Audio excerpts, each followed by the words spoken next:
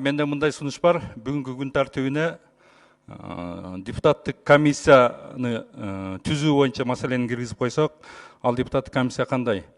Акыркы мезгилде көрүп атасыздар, Кытай жараны Саймайты жөнүндө көп сөз болуп атат.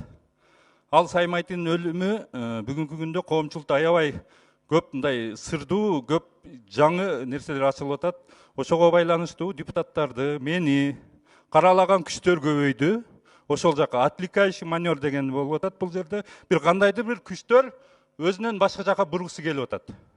Ошондуктан бул маселени иликтеп, Саймайты ким, Кыргызстанга качан келген, кантип кеткен, кыргыз паспортун кантип алган, дип машинада кантип жүргөн, кыргыз дипломаттык машинасында. Ал кимдер менен жакын болгон, жана кимдер менен душман болгон. Ушулардын бардыгын иликтеш үчүн депутаттык убактылуу комиссия түзүштү сунуштайм. Ошол депутаттык комиссия Турциянын парламенти менен байланышып, барып следственный орган менен байланышып, бүгүнкү мен угушум боюнча күч органдары кетиптир. Алардын күч органдарын алган маалыматын эртең бергенине эл ишенбейт. Бүгүн күч органдарын көрүп атасыңар кандай абалда болду. Ошондуктан биз туура ошолордун парламент менен иштешип, башына качан келген ал, ким ал, кандай иштер болгон, ушуну иликтеп, мынау ишти жасап коюп башка жака бурам деген баатырлар адашышат. Алардын отвлекающий маневрасы бүгүн мына өздөрүнө эртең айланып келет. Рахмат. Рахмат, биринчи микрофон. Чоң рахмат. Биринчиден депутаттык комиссия сөзсүз түзүшүбүз керек. Анткени бул коомчулукта азыр элдин баары талкуулаган чоң темага айланды. Экинчиден ишкер Сайматинин өлүмү жана Кыргызстандан чыгарылган акчалар тууралуу биз ошол депутаттык комиссия сөзсүз иликтеш керек. Анткени азыр ар кайсы саясий күчтөр бул маселени биринен бирине оодарга аракет кылганы бул туура эмес. Биз бир дагы саясий топтун кызыкчылыгын көздөбөшүбүз керек.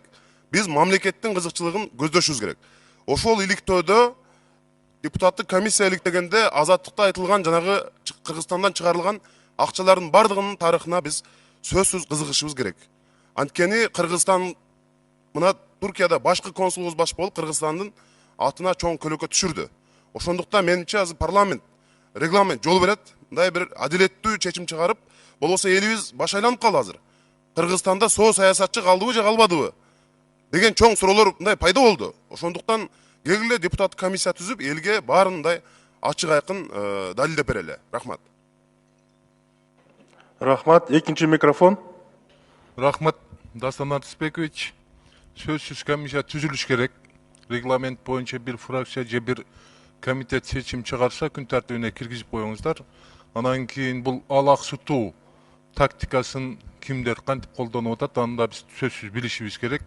Анан кийин чындыгында баягы бул жердеги негизги өлүмгө биздин тиешебиз жок, укук коргоо органдары сөзсүз текшерет, Кудай буюрса аныктайт.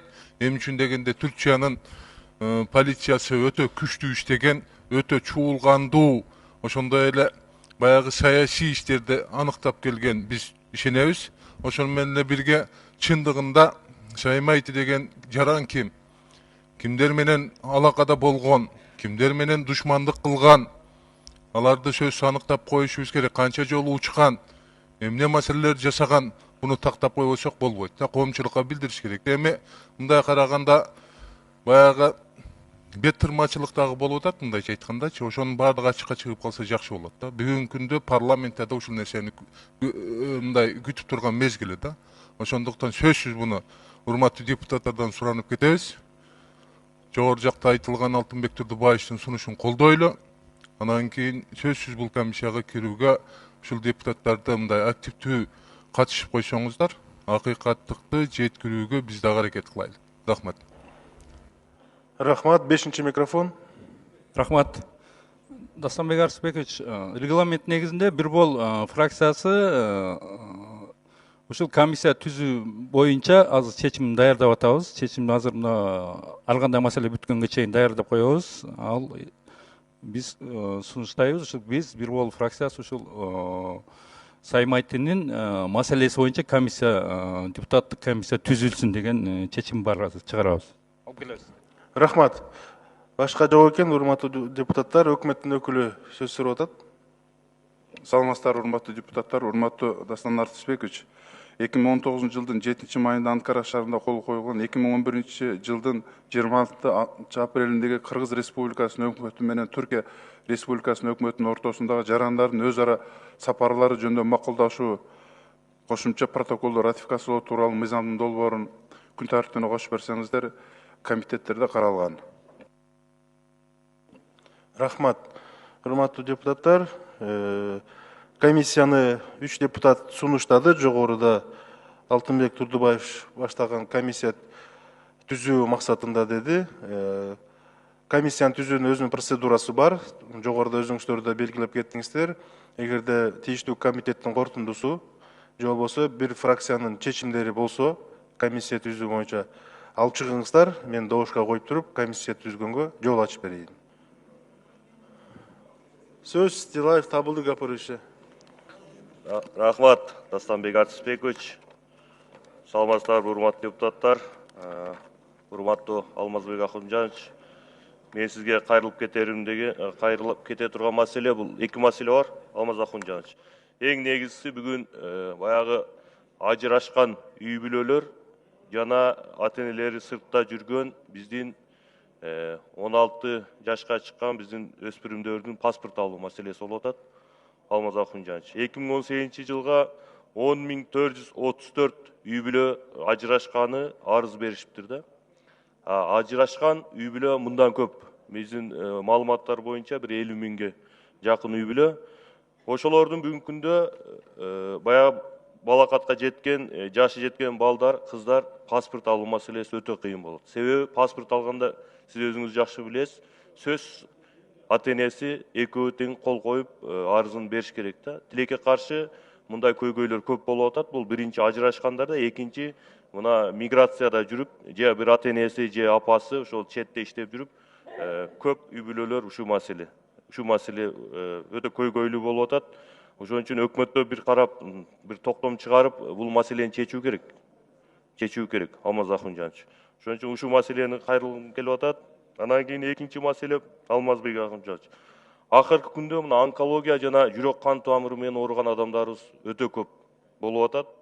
Анан бизге кайрылгандар да өтө көп болуп атат, Алмаз Акунжанович. Булардын эң негизги себеби баягы түшүндүрүү иштери жүрбөгөн себебинен, маалыматтын жогунан, аргасыздан депутаттарга келип кайрылып атат да. Онкология боюнча айтып кетсек, бул негизинен бизде кыла албаган операциялар. Андан сырткары бизде запрет коюлган дарыларды контрабанда жолдору менен алып келип, бүгүнкү күндө мындай алдамчылык жол менен ошол өтө катуу ооруган адамдарыбызды алдоо жолу көп болуп атат да. Мага эле кече бир онкология менен ооруган карындашыбыз келип кайрылды. Ошого бир уколду айттыр, аттын канынан жасалган, Россиядан контрабанда жол менен алып келиптир, 350 миң сомго. Эми дейт, дагы бир жаныбардын каны менен жаралган 650 миң сом деп алдоо иштери. Мындайлар миңдеген да, Алмаз Акунжанович. Андан сырткары жүрөк кан тамыры боюнча да. Ошон үчүн атайын бир пункттарды ачсаңыздар, ошол ооруканаларда ушул катуу ооруган биздин жарандарыбыздын кайда, кимге кайрылуу боюнча. Мына Турциядан да 50 квота алдыңыздар деп атайын маалымат каражаттарынан таратып атасыздар, бирок элдер билбей атат кимге кайрылаарын. Баары эле келип кайрадан бизге кайрылып атат. Ошон үчүн мындай маалымат сайттарында да муну чыгарып айтсаңыздар. Атайын пункттарды ачуу жолун бир карап чыксаңыздар. Райондордо жана чоң-чоң больницаларда. Рахмат. Кийинки сөз депутат Төрөкулов Дүшөн Гуламкадыровна. Рахмат, урматтуу төрага, саламатсыздарбы?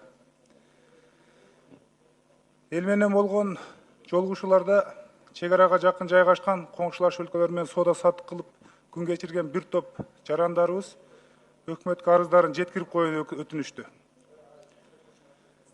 Жергиликтүү тургундардын айтымында элибизге күнүмдүк керектелүүчү ар түрдүү жер жемиштерди сезон менен бири-биринен алып сатып, жан багып келишет. Учурда алардын саны миңдеп саналат жана көпчүлүгү салык төлөөчүлөр. Маалым болгондой, элибизге күнүмдүк керектелүүчү мөмө жемиштер, тактап айтканда тез бузулуучу айыл чарба азык түлүктөрүн ээсинин талабы боюнча фитосанитария көзөмөл кызматы тарабынан рефрижератор, термобудка менен гана ташуу нормасы киргизилген. Азыркы учурда талапка ылайык рефрижератор, термобудкалардын жетишсиздигинен улам суткалап кезек күтүүсүнө жана кызмат акысы кымбат болгондугуна байланыштуу ыңгайсыздыктар жаралып, жер жемиштер коңшулаш өлкөлөргө караганда бизде баасы айырмаланып, ошондой эле кээ бир атайын кызмат өкүлдөрү нормаларга таянып коррупциялык иштерге барышууда.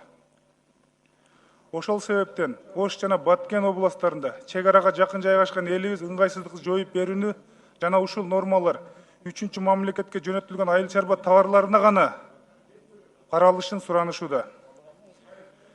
Бүгүнкү күндө өкмөт чек арага жакын жайгашкан өзгөчө макамы бар аймактардын шартын жакшыртуу талабын аткарышы керек. Ушул маселе боюнча айыл чарба министрлигинин өсүмдүктөрүн карантини департаментинин жетекчилиги менен жеке байланышкандан эч кандай майнап чыкпай атат. Урматтуу өкмөттүн өкүлү, бул маселени өкмөт башчыга жеткирип, биргелешип маселени чечип берсек, элибизге бир топ жеңилдиктер болмокта. Кече күнү эле ушул машинага болгон жеңилдиктер таможный союздан колдоо таппай калгандыгына көпчүлүгү нааразы болушууда. Ушуга окшогон өзүбүздүн мамлекеттеги майда чүйдө маселелерди карап берсек жакшы болмокта. Рахмат.